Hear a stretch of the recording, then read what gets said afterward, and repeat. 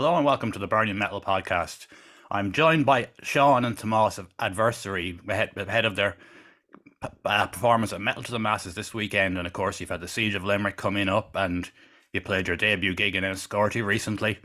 We've got a bit to talk about, so we'll start off with you though, Thomas, because Tomas, should I say. You were the first person on my shit podcast back in the day, back with the crappy old laptop and the webcam, and it's still my biggest viewed one. That's mad, isn't it? Yeah, you were a rabbit on the headlights, and I had no clue what I was at, and I thought it was a bit of crack.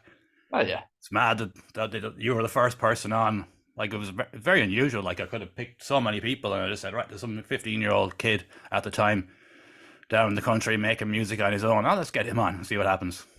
Why not? Look at it now, mad. It's crazy. It really is. Like, with you remember that night you told me about that Shane Caldwell, of course, was your uncle. Yeah. And look at where we are now. Like, yeah. And you never seen it at the time. You never seen it coming. Not really. No.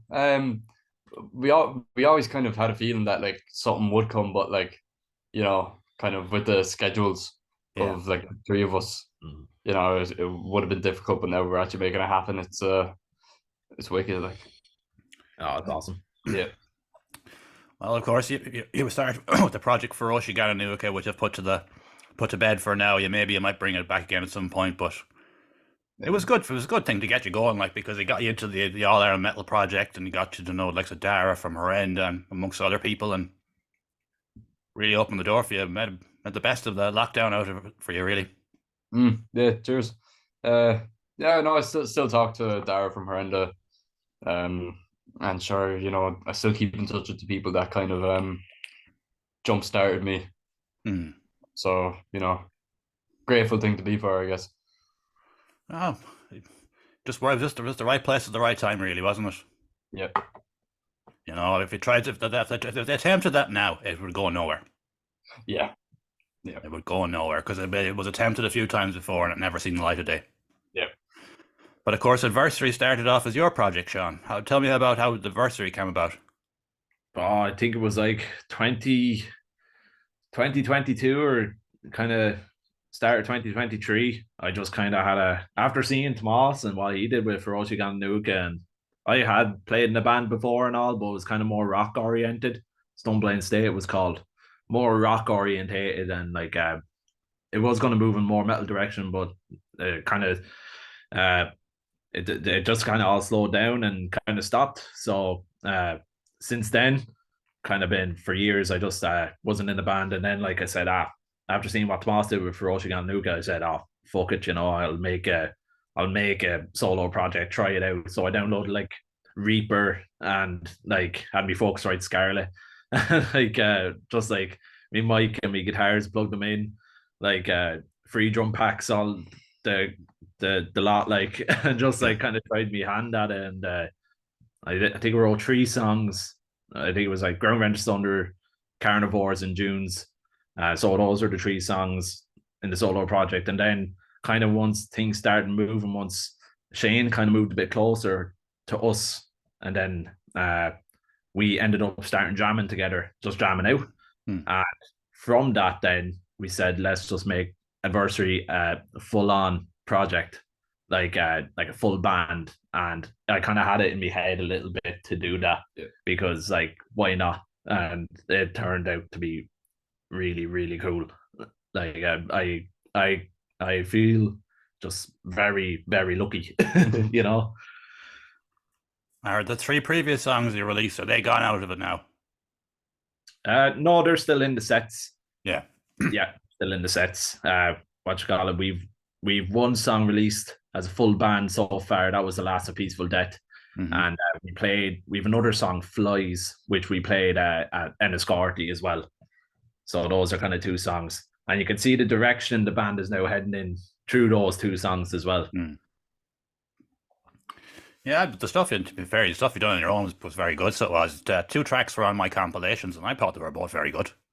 Oh yeah, I remember that. Cheers, and thanks very much. No bother. When it comes to those compilations, whatever gets sent in, I put in. Deadly. I'm not one of those like, oh, that doesn't sound like it was recorded and for about €1,000 or whatever. Like, just no, put it on.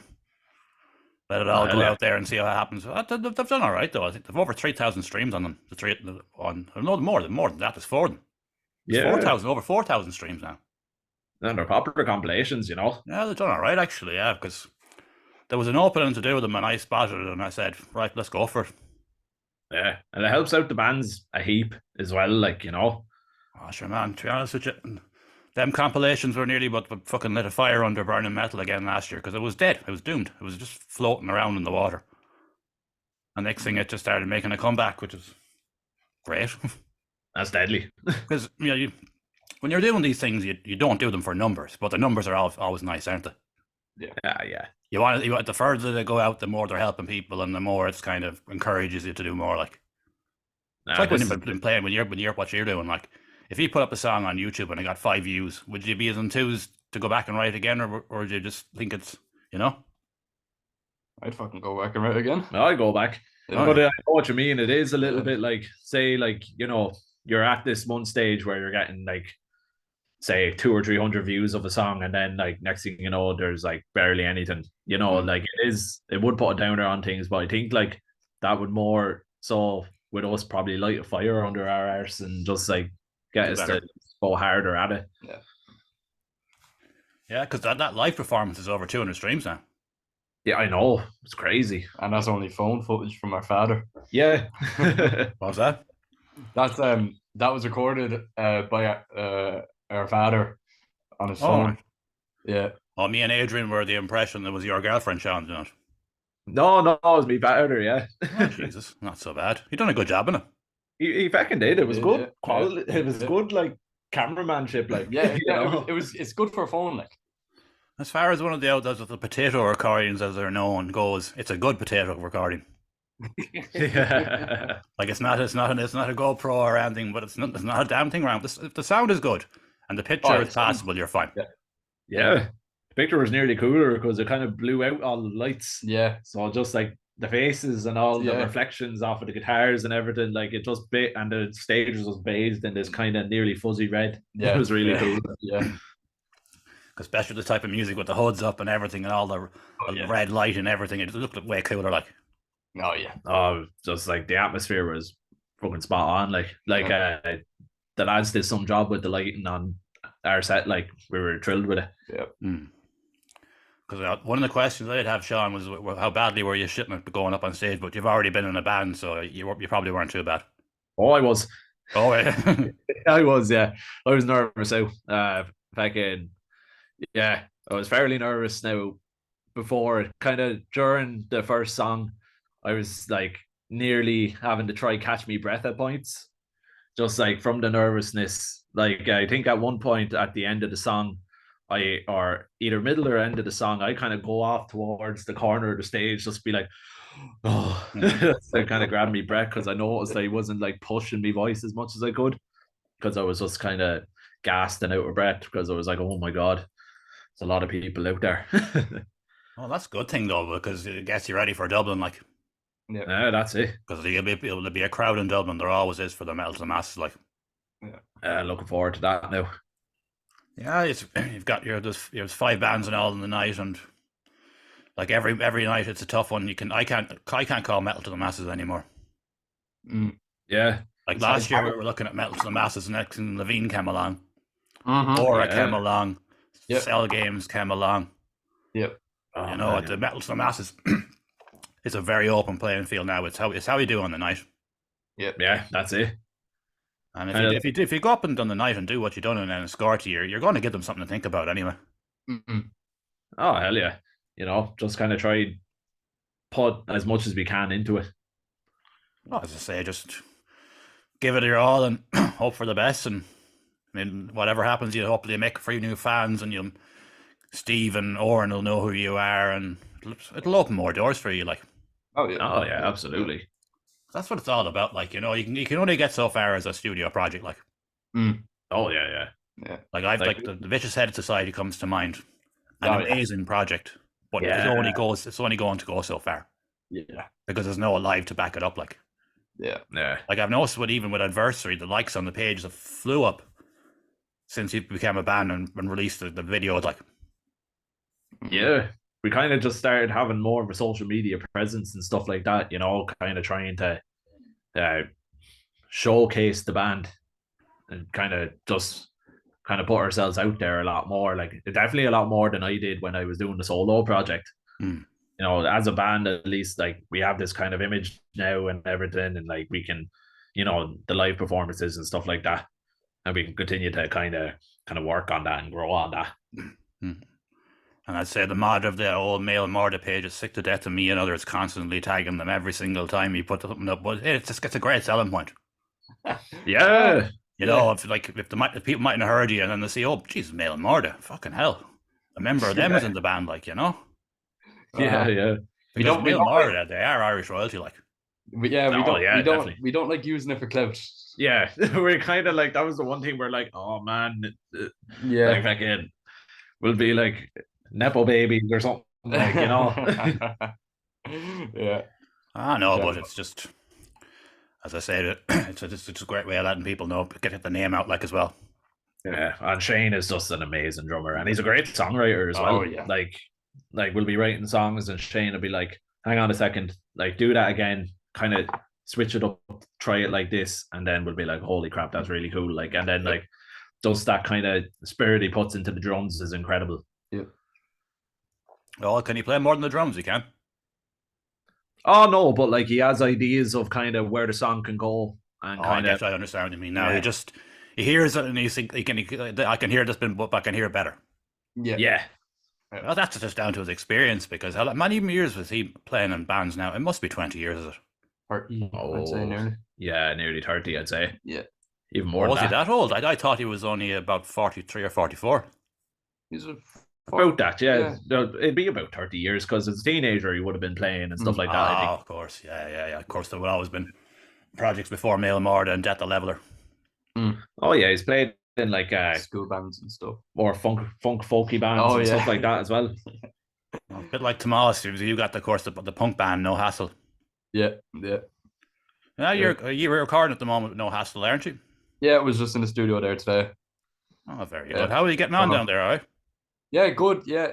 Album recording right now, so it's all good. Yeah. You haven't got up to Dublin yet, no? Yeah, we have. Yeah.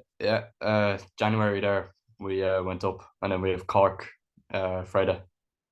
All right. So who's doing the gigs in Cork now? Relapse are gone, aren't they? I think so. I think they're gone. So. Who's doing the gig on Friday? It's just us. Like we No Hassle put it on. Like. Oh, right. Where are you doing a Fred's? Yeah. Oh, that's not bad. Yeah. Well, anyways, we're here to talk about Adversary. Shout out to No Hassle. No Hassle's cool. We'll just mention the projects, like, because when it comes to the punk scene, I'd love to follow it more, but it's so underground, even I can't find it. Yeah. But look, a bit of crack. But as you say, we're here to talk about Adversary tonight. And have you any planned recording coming, or is it on the long finger for now? Or hopefully summer. Hopefully. Yeah. We're writing songs at the moment, so we're kind of like writing songs between gigs and stuff like that, and putting them together. And like we've a lot of good ideas, what we think is good are good ideas. So we're just putting them together now, and like hopefully around summertime, even autumn, we can start recording and get into a studio, start recording, and try maybe get an EP together, or possibly an album. Hopefully, depending on how much material we feel is good enough and we can get out. Yeah. Sure. Even if you only got an EP at first, it's a good start. Like. Oh, absolutely. Because when it comes to music now, I find, judging from the numbers that I've seen, because I follow so much with Burning Metal, if you spread stuff out, it does better. Yeah. If you drop it all at once, it'll get a hit and then it'll just fall off a cliff again. Yep. Yeah, that's true. Yeah. So if you had an EP ready, maybe release a track a month for a while, and then drop the EP. Yep. Yeah. You have to keep interest. You just have to, like, it's just because we live in a goldfish bowl mentality now. Yeah, even after it drops, you still have to, keep the interest up for like an extra, I'd say, month and a half. Mm-hmm. Just like, say like, oh, it's out or whatever. That's what I found it was with a load of Irish bands, because like I guess like the scene is so small considering how much people there is in the country. Like you just have to keep pushing it till it's engraved in everybody's minds, really. Oh, I wouldn't say the Irish scene is small, man. Me and Adrian can be covering 8 or 9 releases every week. Bloody hell. We've covered 16 releases in the last 2 weeks. That's insane. Last 2 weeks, Jesus. Like, It has grown. Like it's gotten fucking huge. It's grown a lot more than it used to be. This is the stuff wrote down for February already. That's been released. Oh, That's 2 weeks into February. wow. Jesus Christ. Yeah, That is mental. Manny's there.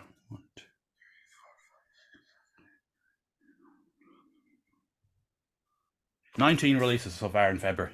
Oh, Wow. my God. That's But a lot of it's so spread out, like. yeah. But you look at. Oh no, the Irish. The only thing at the Irish scene now at the minute is it's a bit short on promoters. Yeah. Mikey's doing a good job there. Mikey is doing a good job, but once upon a time in Dublin, he could throw a stone and hit a promoter. Yeah. But they'll come back again. It's just one of these things that happens. Yeah. Yeah. Like Outrage, big shout out to them. Big shout out. They are bloody going mental with gigs down here in Enniscorthy. Just they've booked up. Up to summer. They've booked.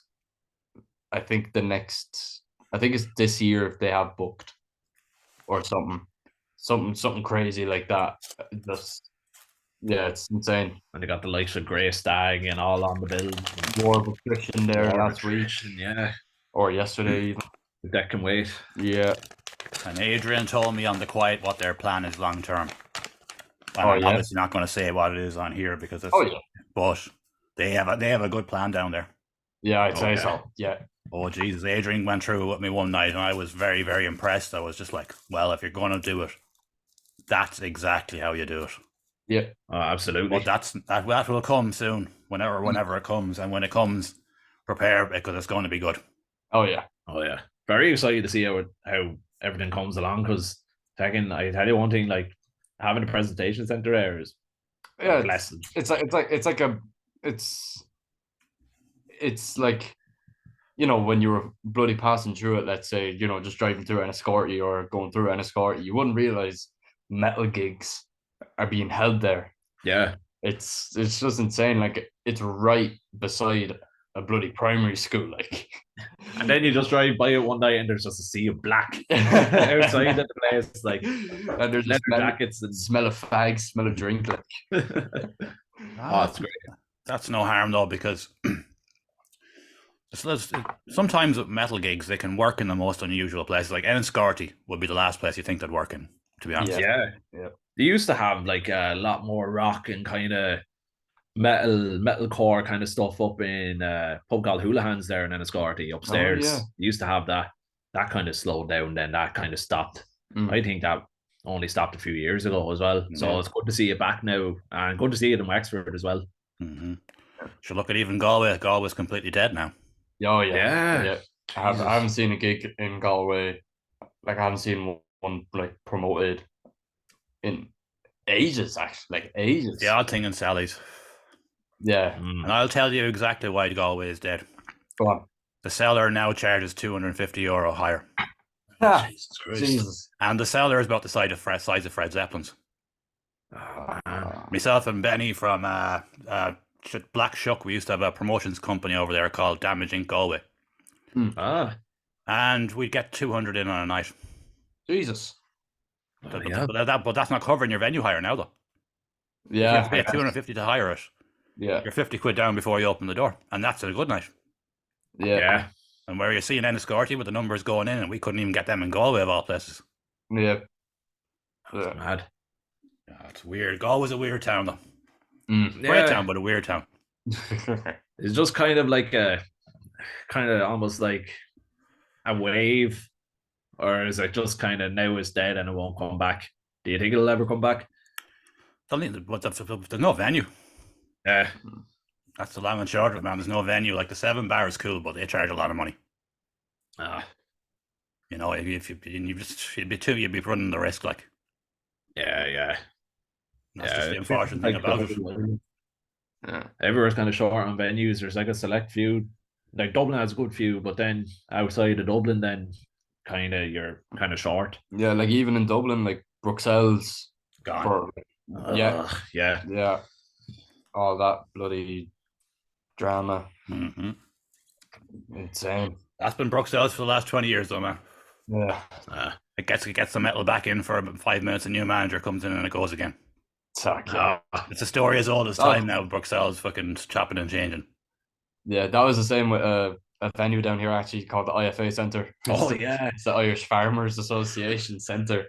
But that's where No Hassle played our first like venue gig. And I played there as well. Yeah, actually you played there as well. With Stoneblind State, yeah. With Stoneblind State. Oh my and yeah, they banned moshing and then came under new management and they were like, yeah, no, like there's no more gigs allowed to go on here. Like just like too many people getting hurt, but it's like people moshing at their own risk. But it's a whole like insurance fucking thing. Like that's what it all boils down to, man. We're living in a fucking claim culture, unfortunately. Yeah. It's a big problem. Yep. Can't do nothing. They'd be going around in a bubble. Honestly, actually, that'd be really cool with a metal gig with everyone in big inflatable bubbles just bouncing off each other. I actually really want to see that now. Fucking old Zorbies. Zorbies, that's what they're called. Yeah. Oh god. Oh, that'd be class. That'd be right crack. Or bumper cars. Exactly. Go down to Tremor and they're just bumping Slayer there at the theme park, like with the Zorbies. Stage there where a lot of lads in bumper cars just going around the place. Oh fuck yeah. And lads running around in bubbles bouncing off each other. Oh. If I had the load of money, I would make that happen. Oh hell yeah. Why not? Like that would be tremendous fun. You don't need Anyways, we're going to play a bit of your track now and we'll be just back in a second. Yeah. No bother.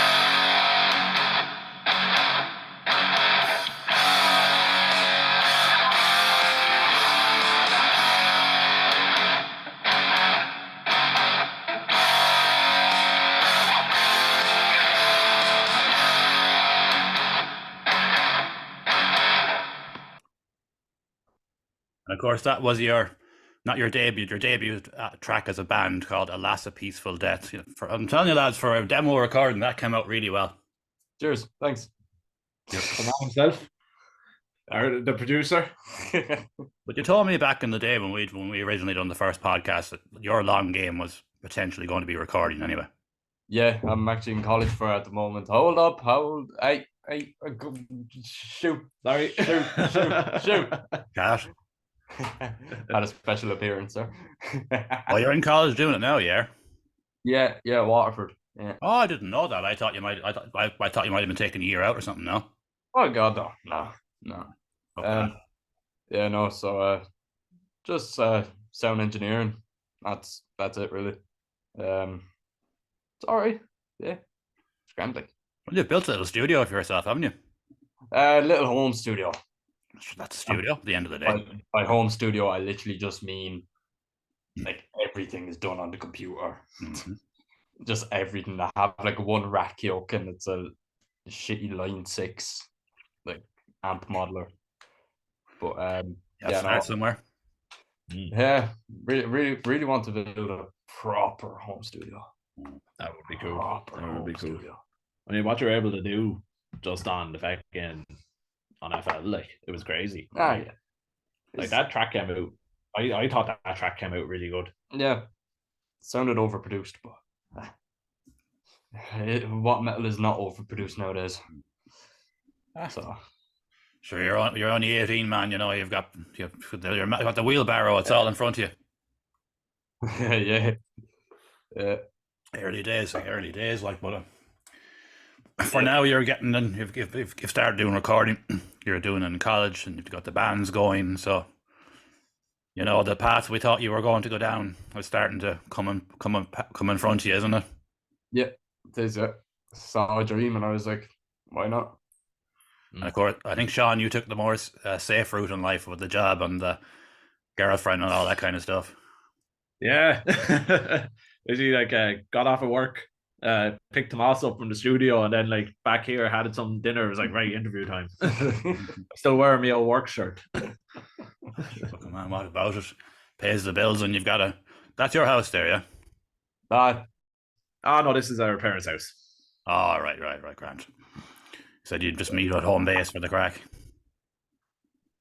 Oh yeah, I'm back living here now. Just we were renting a house there. Me and my girlfriend, but sure, you know yourself, landlord sells the house, and then kind of.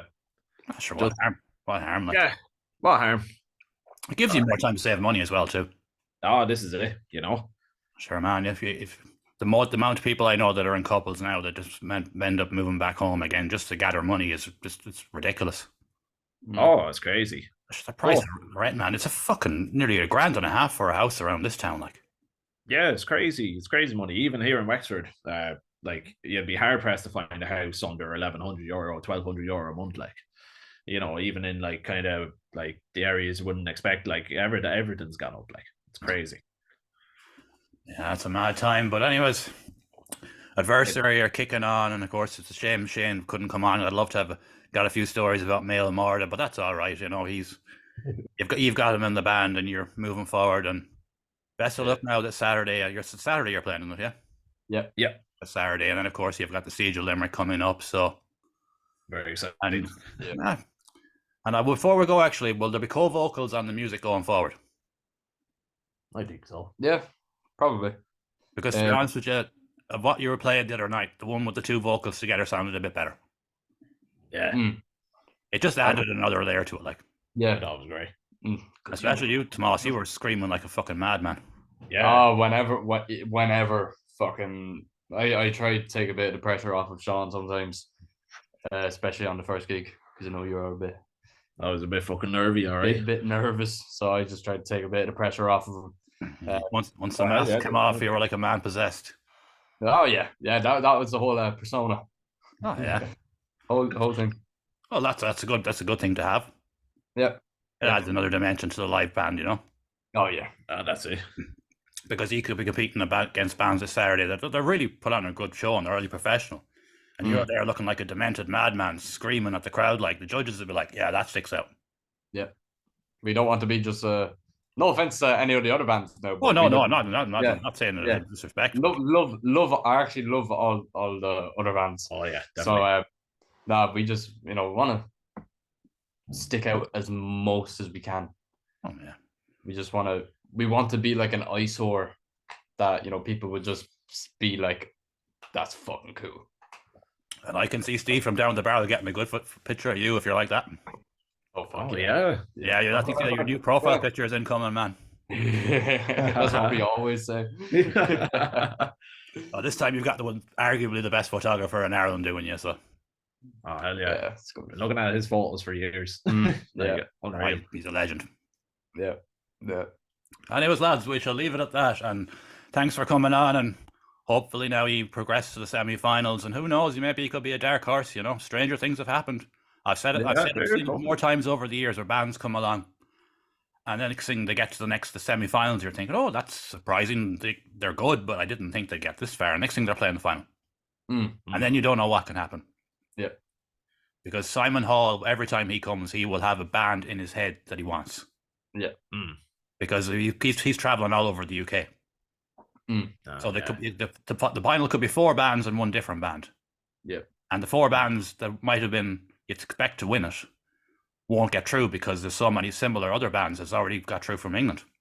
Yeah. Oh yeah. So it's a balancing game. So when you take all that into consideration, lads, I won't write you off, and I wish you all the best, and I really hope that, fingers crossed for you lads, at least the semis, and you get a good run at it. Hopefully. Thanks very much. Thanks Hopefully. Who knows? He might be playing in Simon Hall in front of Simon Hall in a few months yet. That'd be a nice thought. All right. All right, so lads, thanks very much. Cheers. Cheers. Thanks for having us. Cheers. Bye, bye.